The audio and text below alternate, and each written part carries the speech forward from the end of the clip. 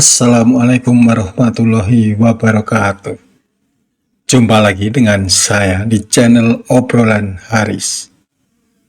Kali ini saya akan membahas mengenai perang perebutan tahta Jawa pertama yang terjadi pada tahun 1704 sampai 1708. Perang ini merupakan salah satu konflik besar yang akhirnya mengubah peta kekuatan kerajaan Mataram Islam.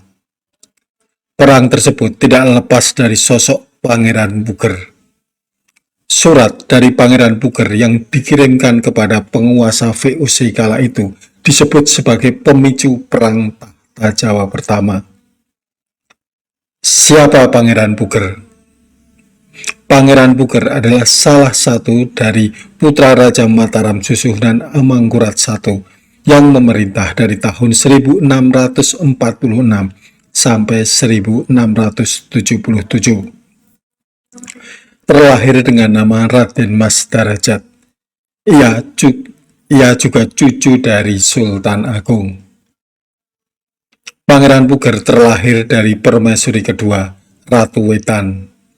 Ratu Wetan ini berasal dari keluarga Kajoran, keturunan Pajang.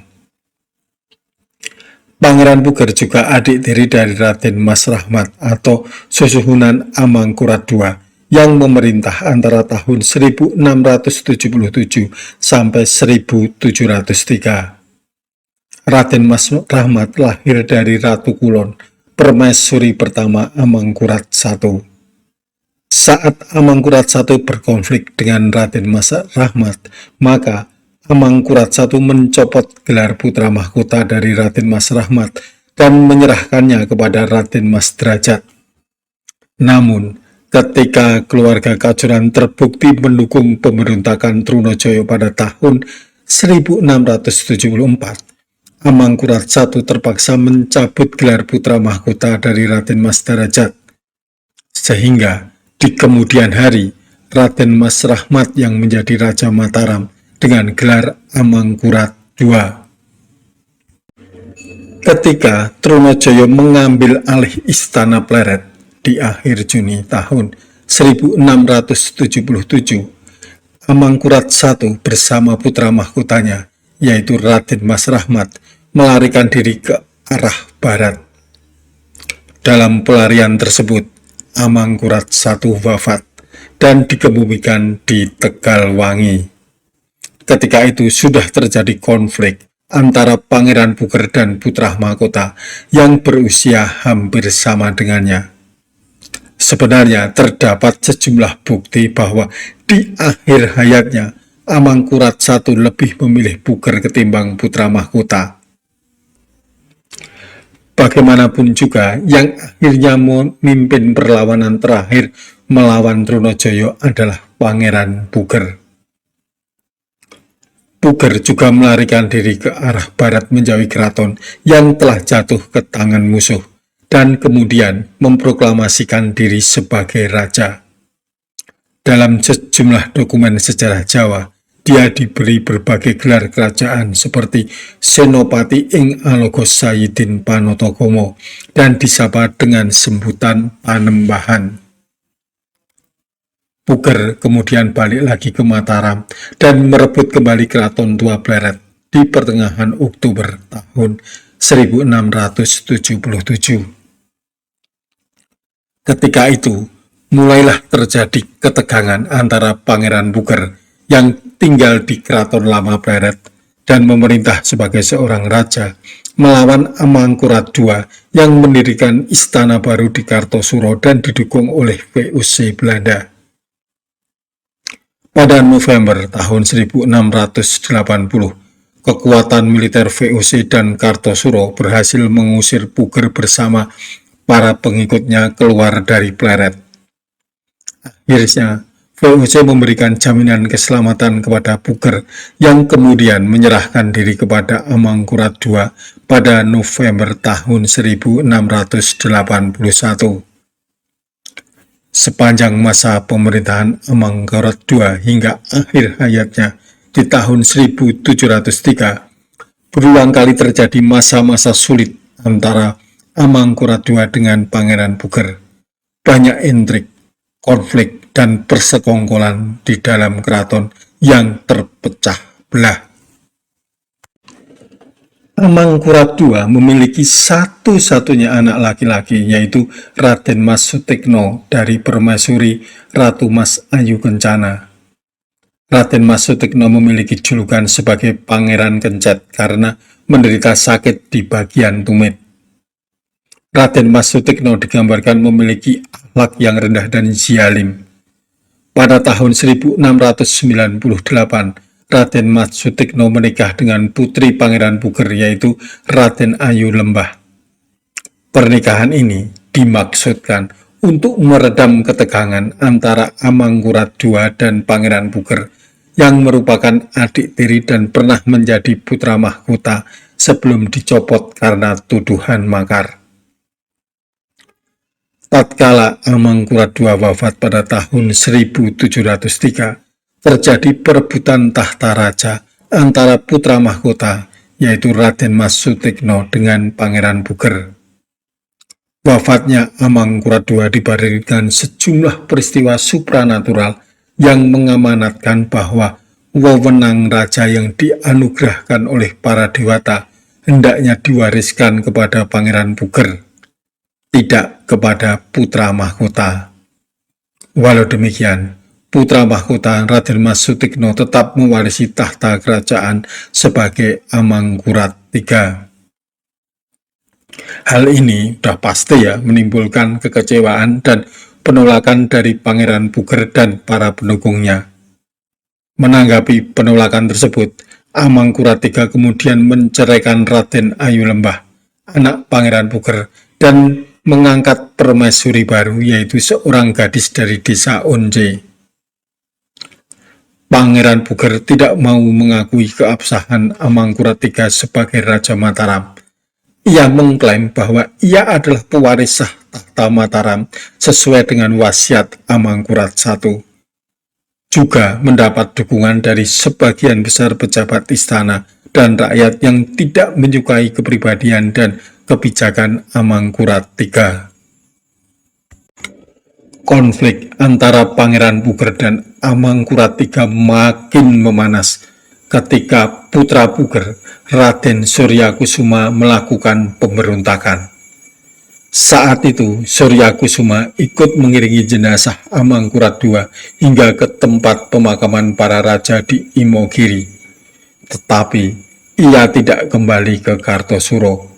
Sebaliknya, ia pergi ke arah barat, ke Bagelen, dan menyatakan diri sebagai raja dengan gelar Prabu Panotogomo.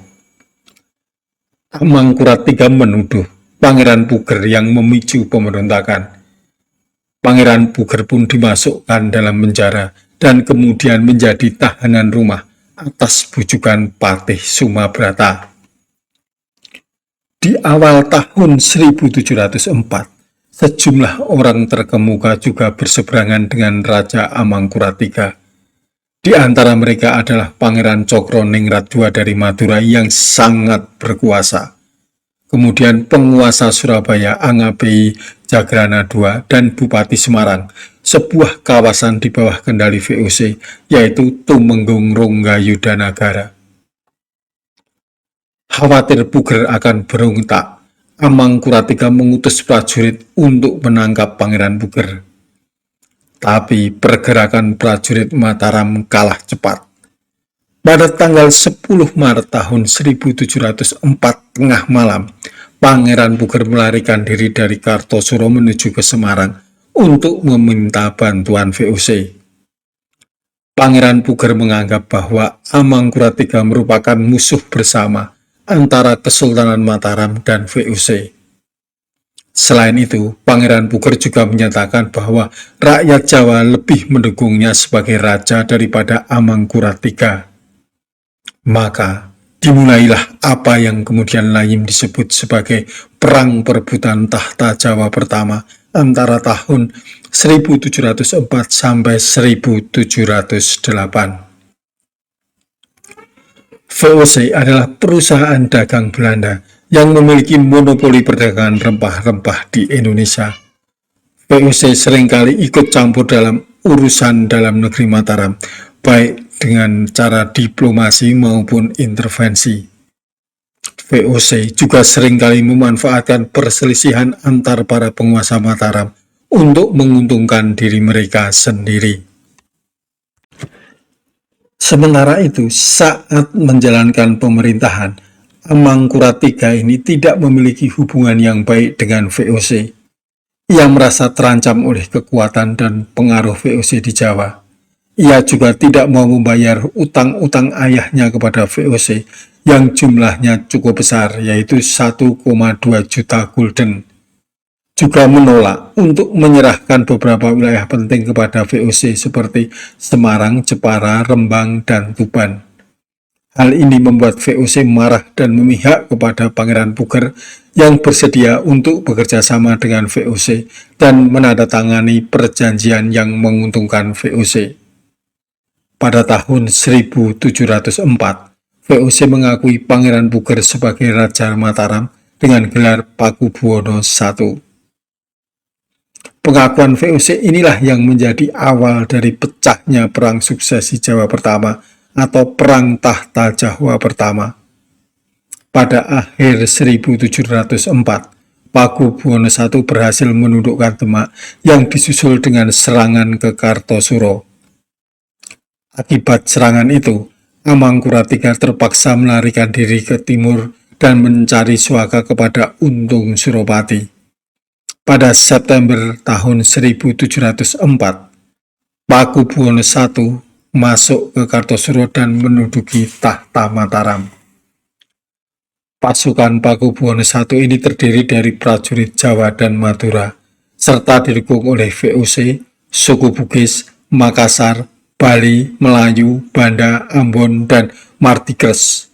Martigres itu tawanan Belanda yang diperoleh setelah menguasai daerah jajahan Portugis. Setelah itu, gabungan pasukan Mataram, VOC, dan Madura melakukan serangan militer yang berhasil membunuh Untung Suropati di Bangil pada tahun 1706. Setahun kemudian, Pasuruan berhasil dikuasai Mataram hingga membuat Amangkurat III menyingkir ke Malang. Setelah Pasuruan takluk, terjadi perang yang sangat memberatkan kedua belah pihak. Perang tersebut bahkan memaksa Amangkurat III berunding dengan VOC pada tahun 1708. Dalam perundingan tersebut, Amangkurat III meminta syarat untuk diberikan sebagian Jawa dan tidak tunduk kepada Pakubuwono I. Namun, VOC memiliki rencana lain, yakni menangkap Amangkurat III dan mengasingkannya ke Sri Lanka hingga akhir hayatnya pada tahun 1734. Teman-teman, perselisihan dan perebutan kekuasaan sesama bangsawan Mataram Islam berhasil dimanfaatkan VOC untuk mengintervensi kerajaan, termasuk membuat aturan yang menguntungkan pihak Belanda, seperti penguasaan wilayah pantai sampai aturan dagang yang jelas-jelas merugikan kerajaan dan menguntungkan Belanda. Sementara, para bangsawan hanya mendapatkan jabatan raja, tetapi kekuasaan yang sesungguhnya telah berkurang. Tidak menjadi raja yang sesungguhnya karena berada di bawah bayang-bayang Belanda. Demikianlah teman-teman, bagaimana taktik Belanda menguasai Nusantara. Melalui adu domba dan iming-iming jabatan, mereka berhasil memperdaya Mataram Islam yang saat itu merupakan kerajaan kuat. Oke, kita akan bertemu pada episode berikutnya dengan topik yang berbeda. Sampai jumpa. Dah, wassalamualaikum warahmatullahi wabarakatuh.